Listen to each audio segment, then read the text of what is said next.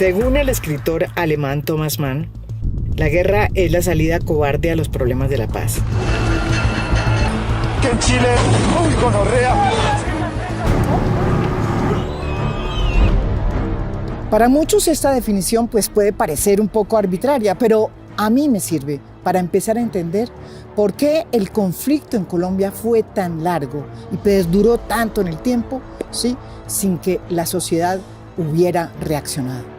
Que nosotros acá no somos unos vándalos, somos jóvenes con sueños, jóvenes que tienen que escoger entre el pasaje y el pan, jóvenes que no pueden estudiar y trabajar porque vivimos en un país donde todo se lo roban. La guerra siempre será más fácil que la paz, pero para que verdaderamente podamos llegar a ella, hay que aceptar que nos dejó huellas indelebles en nuestra cultura política, en nuestra forma de pensar y sobre todo en la manera de concebir el poder y de ejercerlo.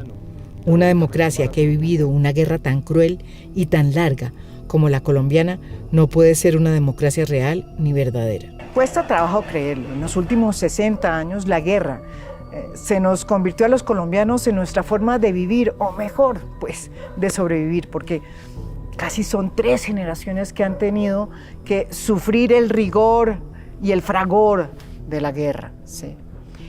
Entre 1958 y 2018, la guerra cobró la vida de 263.000 colombianos, ¿sí?, y dejó, ¿saben cuántos desaparecidos? 83.000. Eso dicen los informes y los hallazgos de memoria histórica. Para que entiendan la magnitud de lo que nos pasó. En Colombia hubo más desaparecidos que en la dictadura argentina, donde hubo 30.000. Más que en la guerra de Bosnia, que en el largo conflicto de Sri Lanka, donde la cifra fue de 65.000. Solo nos gana Siria, país que vive una guerra civil desde el 2011, que ha dejado más de 100.000 desaparecidos. Esta serie busca desnudar esas huellas, esa impronta, esas cicatrices que nos dejó el ADN de la guerra, esos patrones de la guerra, ¿sí? Si nosotros sabemos y entendemos cómo nos cambió la guerra, podemos cambiar también esa herencia casi que genética y desactivarla para hacer de la paz nuestro nuevo hábitat y para que la guerra no se nos convierta en el refugio de los cobardes que le temen a la paz.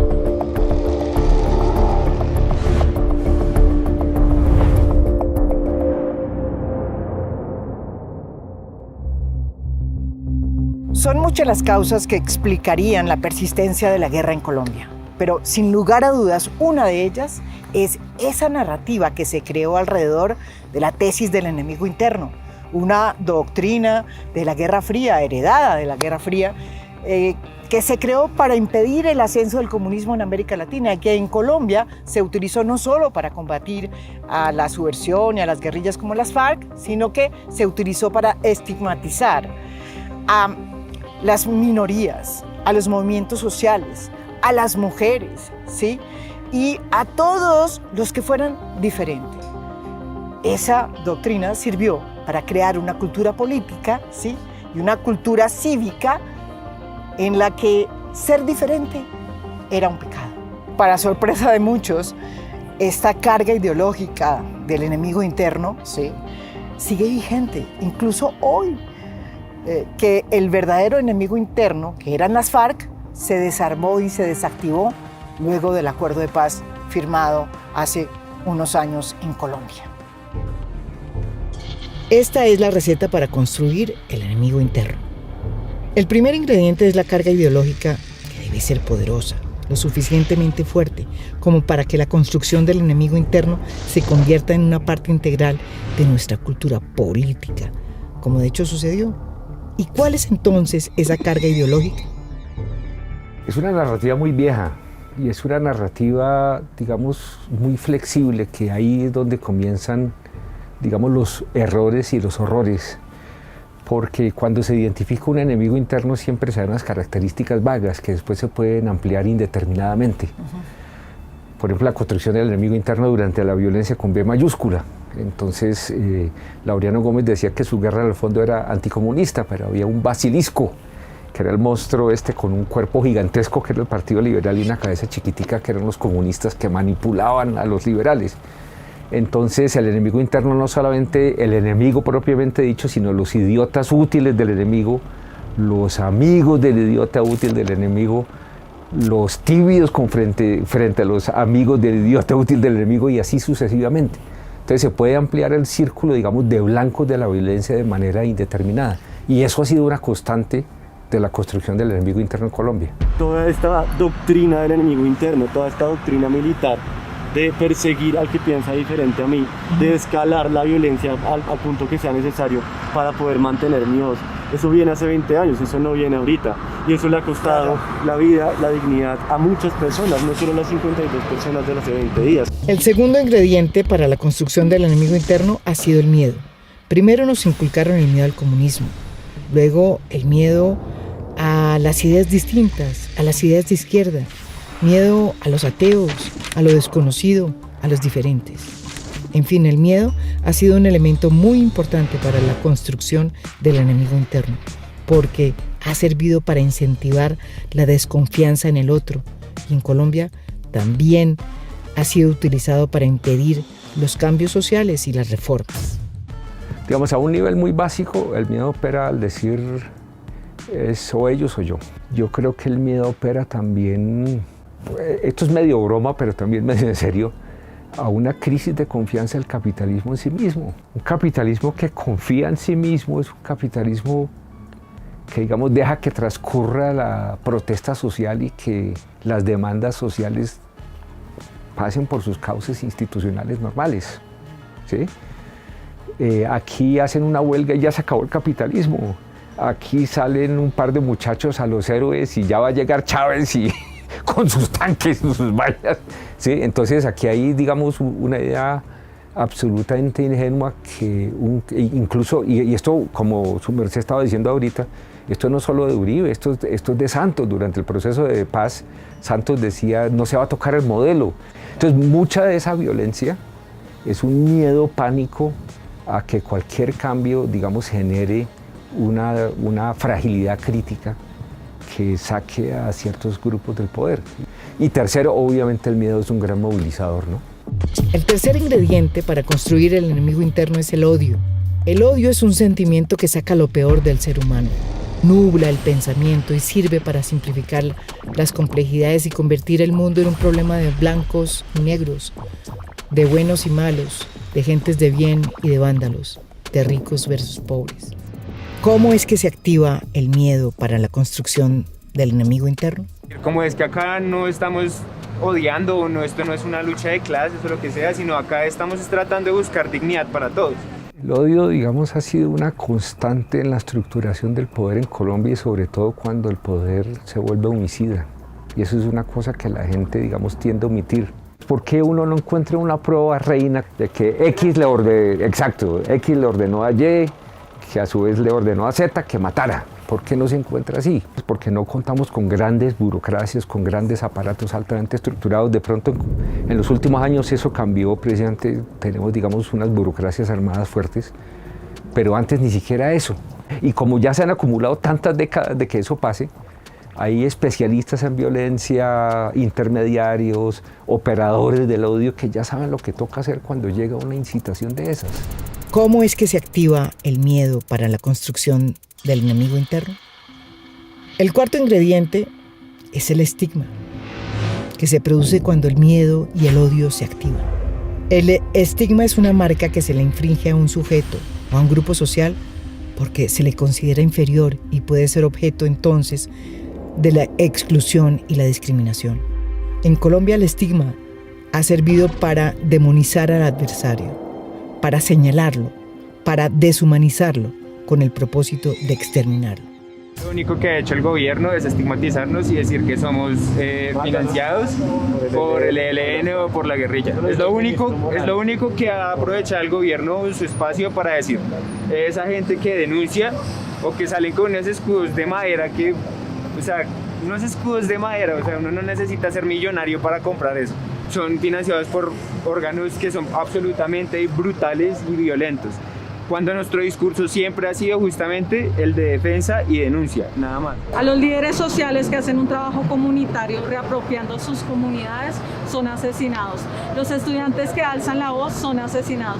Los indígenas son asesinados. Aquí el índice de violencia estatal es muy alto. Entonces, esta forma de cubrirnos el rostro, de decidir salir encapuchados a las calles, es para proteger nuestra identidad y también porque detrás de la capucha puede estar cualquier joven, cualquier soñador que cree que puede construir un mejor país a través de las ideas, de la creatividad, de la fuerza y sobre todo del amor. La estigmatización se ha ido utilizando para detener cualquier protesta social. Lo que sucedió con la lógica del enemigo es que se fue ampliando paulatinamente para, digamos, aplicárselo como marbete a todos.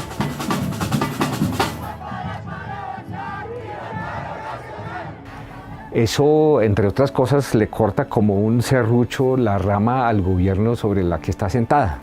Digamos, se vuelve absolutamente imposible tramitar las demandas sociales y terminan no teniendo con quién hablar, ¿sí? Porque todos son delincuentes. La construcción del enemigo interno hubiera sido imposible sin los medios y sin las redes sociales, que han servido precisamente de vehículo transmisor de esta narrativa que llama a la exclusión, a la discriminación y que apela al odio y al miedo para la construcción del enemigo interno. ¿Qué hace? Pues construir a un adversario, deshumanizarlo y transformarlo en un demonio. Y eso sale en los medios de comunicación y las redes sociales asusan, inspiran a la gente para que siga deshumanizándolo y siga estigmatizándolo. Por eso en Colombia los medios hoy juegan un papel predominante en la construcción del enemigo interno. Lo que los medios trabajan es con percepciones. Es su gran construcción social, es cómo percibimos al otro, al establecimiento, a la historia, a los personajes. ¿Dylan Cruz era un vándalo? ¿Está mostrado que era un vándalo? ¿Por qué cree que nos marcan así? ¿Porque aquí no estamos en peligro de perder la vida? En el caso colombiano, por nuestra historia, los medios siempre asumieron un matrimonio feliz con el establecimiento, como que decía Hernando Santos, que había que defender la institucionalidad. Entonces era como gobierno y medios fueron siempre como un matrimonio feliz y en ese sentido iba asumiendo el lenguaje que decidía el statu quo que había que asumir. Y entonces se puede ver respecto a la guerra cómo fue transformándose el lenguaje con el que se mencionaba la guerrilla, por ejemplo, o como se mencionaba a los pobres, o como se mencionaba a las mujeres, se fue transformando de acuerdo a como el establecimiento quería. Creo que eso fue muy evidente, muy interesante, interesante con Uribe, porque Uribe sí entró a jugar dentro de eso. Dijo, esto no se llama guerra, esto se llama conflicto, esto no se llaman guerrilleros, se llaman terroristas, esto no se llaman delincuentes, sino se llaman narcoterroristas, y comenzó a jugar a ese lenguaje. Y él tenía una cosa que los medios sabían hacer muy bien con los columnistas, que es que todos comenzaban a bajar el evangelio, porque no basta con que tú digas. O sea, yo puedo llegar y decir, estas personas se llaman fashionistas, pero si nadie me sigue, que es lo que le pasa al presidente actual, esto se llama no masacre, sino homicidio colectivo, y todo el mundo le llama masacre. Entonces no tiene una construcción social, y esa construcción social la hacen los medios. O sea, Uribe lanzaba una cosa y tenía 50 columnistas que armaban eso, 10 programas de debate periodística. ¿Será que sí es así o no es así? Entonces el discurso bajaba. Entonces también hay una estrategia de cómo se construye toda esa realidad y cómo se comienza a hablar. Entonces creo que en Colombia la construcción del odio, la construcción del enemigo, la construcción del otro está basada en el lenguaje, y los medios han sido como los cheerleaders del poder. El lenguaje político está diseñado para hacer que las mentiras suenen confiables y el asesinato respetable, y para darle la apariencia de solidez al mero viento.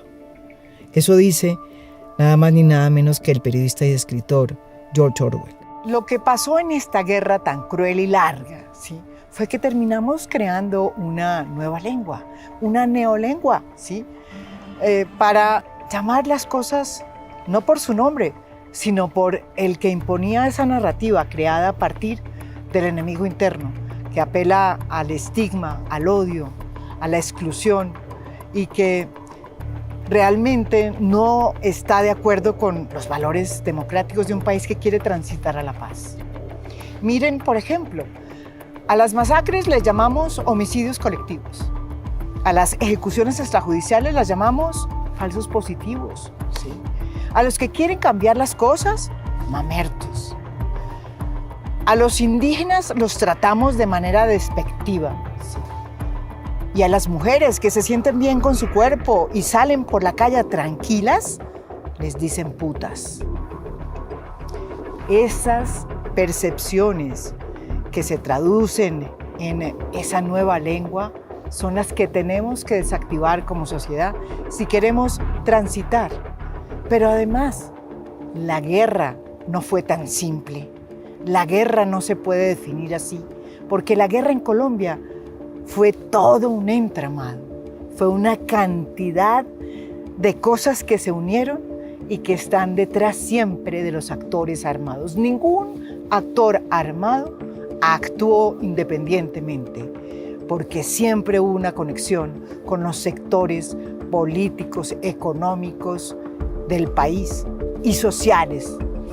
Entonces, el entramado se nos fue perdiendo en medio de la guerra del lenguaje. Por eso, el próximo capítulo es ese entramado. ¿Cómo era y por qué? Es un entramado que hasta hoy, sigue siendo un secreto.